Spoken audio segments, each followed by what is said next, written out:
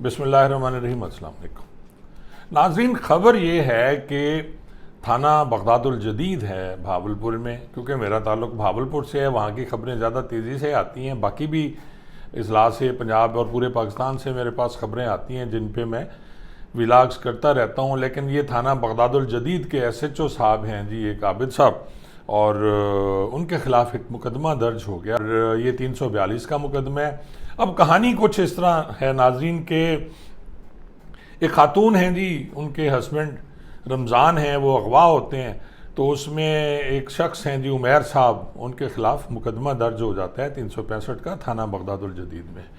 अब उमैर साहब, वो पर्चा झूठा है या सच्चा ये एक अलग कहानी है, लेकिन उमैर साहब थाने पे जाते हैं जी और पुलिस मुलाजमीन उनको थाने पे पकड़ के बिठा देते हैं जी। तो वहाँ के जो SHO साहब हैं, आबिद हमीद इंस्पेक्टर हैं, तौकीर अहमद ये SI हैं, मोहम्मद इस्माइल ASI है और मंसूर मुहर्रिर हैं, इनके ख़िलाफ़ ये मुकदमा दर्ज हुआ है 342 का। फैज़ान जो है वो उमैर का बेटा है और फैज़ान ने फिर हाई कोर्ट में रिट की, हैबियस की, और उस पर जो बैलेफ जब गया तो उसकी गिरफ्तारी डाली हुई थी रोज़नामचे में। अब नाजरीन, रोज़नामचे में जो गिरफ्तारी डलती है वो कुछ इस तरह का, मैं आपको सिनेरियो होता है कि पहले ये होता था कि रोज़नामचा जो होता मैनुअल होता था और कच्ची पेंसिल या पक्की पेंसिल से लिखा जाता था। रोज़नामचा बेसिकली थाने का रजिस्टर नंबर 2 होता है और उसको रोज़नामचा इसलिए कहते हैं कि आपके थाने में होने वाली तमाम चीज़ें उसमें दर्ज होती हैं। यानी सुबह उठ के मुहर्रिर साहब लिखते हैं कि जी इस वक्त आगाज़ जो रोज़नामचा है वो किया गया, और उसके बाद वो लिखते हैं जी घड़ी दुरुस्त हालत में लगाई गई, फिर वो लिखते हैं जी सफाई थाने की जो है वो करवाई गई, और उसके बाद फिर ये रोज़नामचा में वो बाकी शुरू हो जाती हैं, जिसमें संतरी अगर तब्दील हुआ है थाने का उसका इंदराज होगा, कोई अफसर जा रहा है कहीं रेड पे उसका इंदराज होगा, कोई हाई कोर्ट जा रहा है पुलिस मुलाजिम उसका इंदराज होगा। यानी जो कुछ पूरे थाने में होता है 24 घंटे उसका वो रोज़नामचा चलता रहता है। अब जैसे कि मुलजिम गिरफ्तार होता है तो उसका भी लिखा जाता है कि जी फ़लाँ मुलजिम, जैसे कि उमैर था ये, कि उसको फ़लाँ मुकदमे में गिरफ्तार किया गया।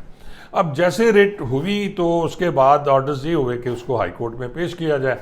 तो SHO साहब ने कहा जी रोज़नामचे में इसमें रपड़ लिखी हुई है, और वो उसे लेके 1/9 को वो चले गए हाई कोर्ट में, उन्होंने पेश कर दिया। अब डेफिनेटली उससे पहले गिरफ्तार किया होगा और हाई कोर्ट में पेश हुआ और वहाँ से वापस आ गए। अब होना तो ये चाहिए था कि अगर वो हाई कोर्ट में मुलजिम को पेश किया गया उसके बाद उसको आपने पेश करना है मजिस्ट्रेट के पास और उसका रिमांड जिस्मानी लेना है या जुडिशल लेना है। लेकिन अब यहाँ जो SHO साहब हैं और पूरी उनकी टीम ने नालायकी की इंतहा कर दी और कमाल करते हुए उन्होंने मुलजिम को वापस ला के हवालात में बंद कर दिया। अब वो फिर चला गया जी, 3-4 दिन बाद रिट में चला गया, फिर हैबियस में, और बैलेफ आया और उसने आके बंदा बरामद किया। तो फिर रोज़नामचे में रपड़ लिखी हुई थी उसकी, यानी अगले रोज़नामचे में फिर उसकी गिरफ्तारी डाली हुई थी। यानी एक गिरफ्तारी पहले डाली हुई थी, उसमें कहीं रिमांड का जिक्र नहीं है, जुडिशल का या जिस्मानी का, वो थाने में मौजूद है हवालात में।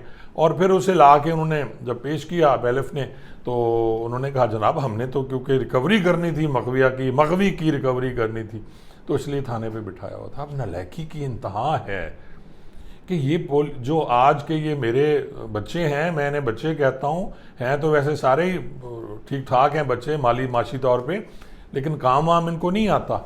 अब आप देखें कि हाई कोर्ट में पेश करने के बाद उसे ला के फिर बंद कर दिया थाने में, और किसी ने रिमांड जिस्मानी लेने की तकलीफ गवारा ने की, ना तफ्तीशी साहब ने। अब रिस्पॉन्सिबिलिटी तो SHO की है ना जी, और उस पर फिर पर्चा दे दिया गया, और पर्चा भी 342 का, हालांकि 342 नहीं बनता, ये 343 बनता है, लेकिन 342 का पर्चा दिया गया। खैर इसमें उनकी बेले बेले हो जाएंगी, मेहनत तरला करेंगे जाके, लेकिन इनके पास सबूत क्या होगा? अगर ये मुद्दई कह देता है कि हाँ जी मैं अपनी मर्ज़ी से बैठा रहा, फिर भी नहीं होगा, इनकी जान नहीं छूटनी। लेकिन ये फिर हमारा पाकिस्तान है जी, इसमें दे दिला के इन्होंने मिन्नत तरला कर लेनी है, और एंड में पुलिस वाले फिर मिन्नत तरला ही करते हैं, और इनकी जान छूटेगी नहीं छूटेगी ये अलग बात है। लेकिन बात ये है कि आपको अगर कानून पे ग्रिप ही नहीं है, आपको काम ही नहीं आता यार, तो फिर आप पुलिस में क्या कर रहे हो? बेगुनाहों को उठा के आप हवालात में बंद करते हो। आप भूल जाते हो कि हवालात में पड़े हुए हैं, 10-10 दिन, 15-15 दिन आप पूछते नहीं, किसी ने रिमांड नहीं लेना। और एक ट्रेंड बन गया है कि जो जितना तगड़ा होगा वो उतना अरसा बिठा लेगा। कत्ल के मुकदमात में 3-3 माह, 4-4 माह लोग हवालात में बैठे रहते हैं। वो बेचारे बैलिफ नहीं डलवाते, क्योंकि उन्हें अंदेशा होता है कि जो ही बैलिफ डला, वो जो रोजनामचे में फेक एंट्री होती है वो डल जानी है, क्योंकि FIR में नामजद है या वैसे बैठा हुआ है तो उन्होंने कत्ल में उसकी गिरफ्तारी डाल देनी है। और आगे मजिस्ट्रेट साहब, अल्लाह उनको, अल्लाह ही हाफिज है जी उनका, जब आप पेश करते हैं कोर्ट में तो मजिस्ट्रेट साहब ने तो रिमांड देना ही देना होता है और लिखना होता है जी नामजद FIR है, बरामदगी इन्होंने करनी है पुलिस को, पुलिस के हवाले कर दो। कभी उन्होंने उसका नहीं देखा कि जी FIR क्या है। कभी किसी मजिस्ट्रेट ने ये ही नहीं देखा कि इसमें इसकी गुनाहगारी बनती है नहीं बनती, और आपने पकड़ के रिमांड जिस्मानी दे देना है अंधों की तरह। ये पिछले दिनों एक हमारे एक वकील साहब हैं, मतीन साहब, मैं उनको क्रेडिट दूंगा कि वो खासे एक्टिव हैं।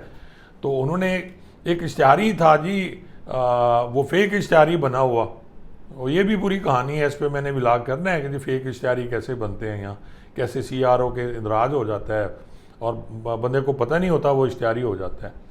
इसी तरह इश्तिहारी था जी लाहौर शादमान का, पकड़ा गया पिंडी में या चकवाल में, और वहाँ उन्होंने बताना गवारा नहीं किया शादमान वालों को, वहीं उन्होंने गिरफ्तारी डाल दी, मजिस्ट्रेट के पेश किया, मजिस्ट्रेट ने उसे जुडिशल भेज दिया। अब हैरान होंगे कि मजिस्ट्रेट को ये नहीं पता कि भाई ये मुकदमा तो है नहीं मेरा जिसमें उसे जुडिशल भेज रहे हैं, ये कौन से मुकदमे में भेज रहे हैं। और अब समझ नहीं आ रही कि इसकी ज़मानत कौन लेगा, कि वो वाले लेंगे या लाहौर वाले लेंगे। यानी आप देख लें हर तरफ यही हाल है, चाहे वो जुडिशली में बैठे हुए साहबान हैं, ना उन्हें काम आता है, ना जो पुलिस वाले हैं उन्हें काम आता है, और कागजी कार्रवाई है, धड़ाधड़ चल रही है, इश्तिहारी पकड़े जा रहे हैं, मुकदमे निकले जा रहे हैं।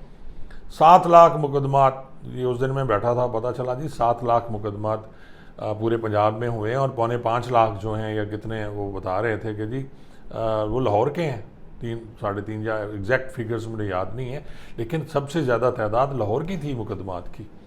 और आप अंदाज़ा लगा लें सारी कागजी कार्रवाई होगी। मैं शर्त लगा सकता हूँ इस पर, कितने फिजिकली इश्तिहारी पकड़े, खुद ही इश्तिहारी बना देते हैं, खुद ही पकड़ लेते हैं, हफ्ते 10-15 दिन में इश्तिहारी बना देते हैं। हालांकि तरीकाकार ये है कि उसका पूरा टाइम है यार, पहले आप उसका वारंट लोगे, वारंट लेने के बाद वो वारंट चस्पा करोगे उसके घरों पे, उसके बाद फिर 1 महीना टाइम होता है, ये 87 की कार्रवाई होती है, फिर 88 की कार्रवाई होती है।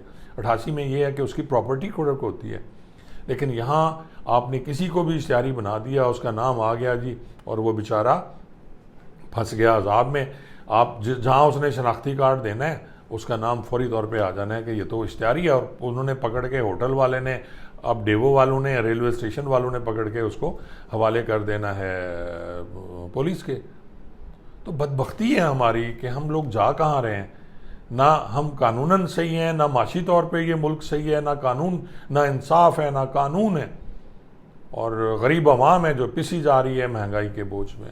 अल्लाह ताला इस मुल्क की हिफाजत फरमाए। हम अपने मुल्क के साथ अच्छा नहीं कर रहे हैं। बहुत बहुत शुक्रिया।